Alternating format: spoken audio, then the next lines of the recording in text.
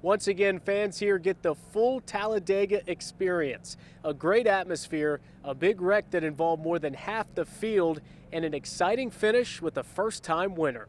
Fans return here year after year for one of the most unique experiences in racing. The first time that you hear the engines roaring, it's like something you never heard before.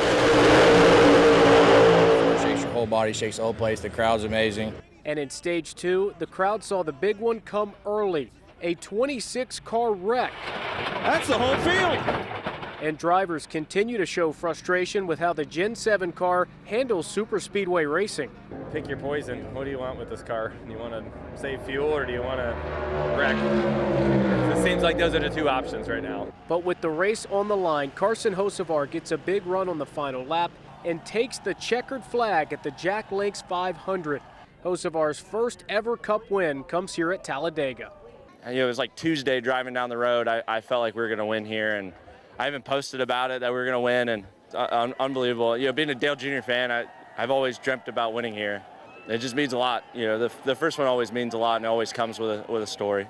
And that is now 2 first-time Cup winners over just the past 3 weeks. Ty Gibbs won at Bristol earlier this month. Your reporter in Talladega, Jonathan Hoppy, WBRC 6 News, on your side.